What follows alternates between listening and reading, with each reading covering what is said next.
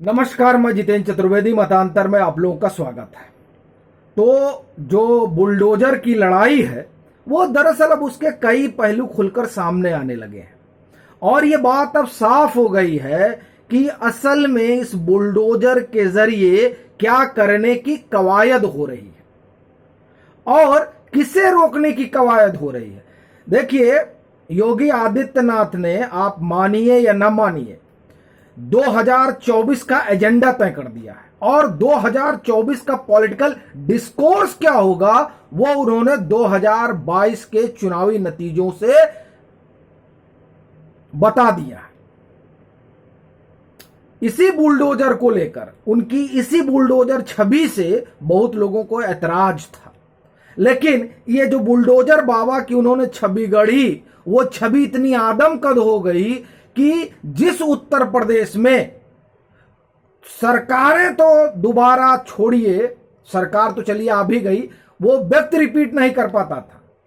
वो व्यक्ति कम से कम 5 साल का समय पूरा कर पाना भाजपा के लिहाज से, ये सारे मिथक योगी आदित्यनाथ की बुलडोजर बाबा की छवि ने तोड़ा।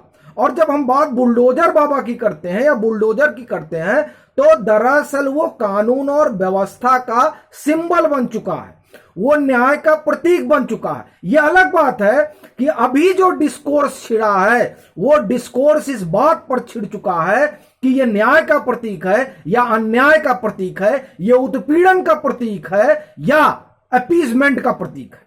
अब इस पर बहस हो रही है और इसीलिए ये जो बुलडोजर चला, इस बुलडोजर ने ये जो डिस्कोर्स बनाया है, इसी डिस्कोर्स पर 2024 का चुनाव होगा। अब ये चीजें दिखाई दे रही हैं और जब इस डिस्कोर्स पर 24 का चुनाव होगा तो डिस्कोर्स तय करने वाला क्या होगा, ये एक बहस का विषय हो सकता है। लेकिन अभी हम उस बहस में नहीं जा रहे हैं। हम आ रहे हैं कि दरअसल इस बुलडोजर के बहाने हो क्या रहा। इस बुलडोजर के बहाने योगी आदित्यनाथ को घेरने की कोशिश है, इस बुलडोजर के बहाने नरेंद्र मोदी को घेरने की कोशिश है, इस बुलडोजर के बहाने अमित शाह को घेरने की कोशिश है। और ये देखिए, ये मैं नहीं कह रहा हूं, ये कोर्ट में वो लोग खुद कह रहे हैं जो लोग कोर्ट पहुंचे हैं। और वहां जो कहा गया उसको पहले बताता हूं, फिर और 2-3 बातें बड़ी महत्वपूर्ण है उस पर आता हूं। देखिए, दुष्यंत दबे गए और दुष्यंत दबे जो कह रहे हैं वो सुनिए। ये कह रहे हैं मसला सिर्फ जहांगीरपुरी का नहीं है, इसका बड़ा राष्ट्रीय महत्व है। साहब, यही बात तो कल तक तो ये मामला जहांगीरपुरी का था और आज कहा जा रहा है कि मामला जहांगीरपुरी का नहीं है, यह राष्ट्रीय महत्व का है। क्यों? क्योंकि इसके द्वारा सोशल फैब्रिक तोड़ा जा रहा है। कौन तोड़ रहा है भाई? किसी कम्युनिटी को टारगेट किया जा रहा है, उत्पीड़न का मसला हो रहा है। कौन कर रहा है? तो ये जो बात है कि उत्पीड़न हो रहा है और ये राष्ट्रीय महत्व का मसला है, ये अब राष्ट्रीय महत्व का मसला हो गया। अतिक्रमण अगर कोई सरकार हटा रही है तो ये राष्ट्रीय महत्व का मसला, अतिक्रमण तो हटाया जाना चाहिए। लेकिन जब आप ये सिर्फ अकेले इसको मत देखिए कि जहांगीरपुरी जो है वो मसला जहांगीरपुरी का नहीं है। आप फिर इसमें जमाते उलेमा हिंद की वो पिटीशन भी शामिल करिए, जो पिटीशन उत्तर प्रदेश, मध्य प्रदेश और गुजरात में चल रहे बुलडोजर या आपका ये राष्ट्रीय स्तर के बुलडोजर पर रोक लगाने की बात कर रही है और जिसकी नुमाइंदगी कपिल सिब्बल कर रहे हैं। एक तरफ दुष्यंत दबे, एक तरफ कपिल सिब्बल और उधर वृंदा करात। ये वो दल है जो कपिल सिब्बल वकील भी हैं और कांग्रेस के नेता भी हैं। वृंदा करात आप जानते ही हैं, ये वो दल हैं जिनका आधार खिसक चुका है और एक समय में इनका आधार यही माइनॉरिटी हुआ करती थी। जिस माइनॉरिटी की पॉलिटिक्स करते करते अब ये सियासी तौर पर माइनॉरिटी खुद हो गए हैं, चाहे वाम हो और चाहे कांग्रेस हो।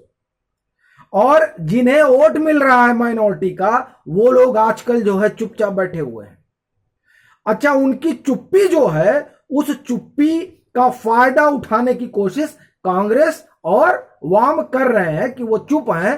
तो अब इनके चुप रहने से जिस तरह से मोह भंग हो रहा है उस कम्युनिटी का, तो उसको अपने पाले में ले लिया जाए। क्योंकि आप देखिए, गो बैक केजरीवाल ट्रेंड कर रहा है जब ये बेंगलोर जाते हैं, ये ट्रेंड करता है। समाजवादी पार्टी जिसे टूट का रोड दिया गया, वो जब तमाम उनसे जो माइनॉरिटी से जुड़े मसलों पर नहीं बोल रही है, तो उसके खिलाफ हो गए हैं उस समुदाय के लोग।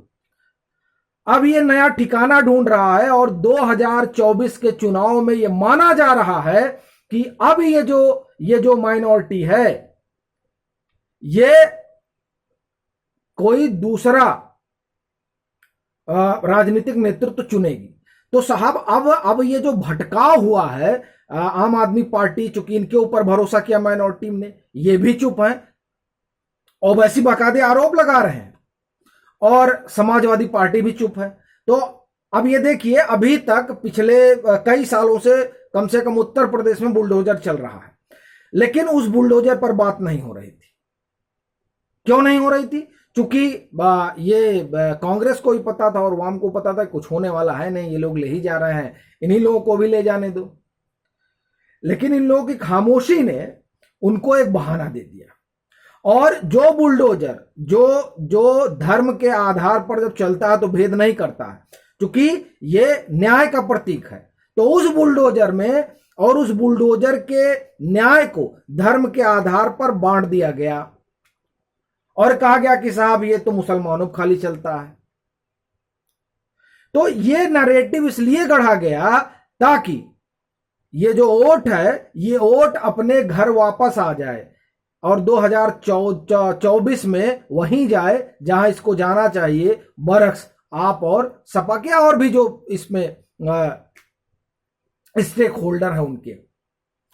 तो ये कहानी है। और जब सुप्रीम कोर्ट में बहस होती है तो बहस में ये चीजें सामने, चूंकि जहांगीरपुरी अब राष्ट्रीय महत्व का मसला हो गया, फिर जमायते उलेमा हिंद का वो बुलडोजर रोक देना चाहिए, बुलडोजर रोक देना चाहिए, तो उससे क्या ही होगा।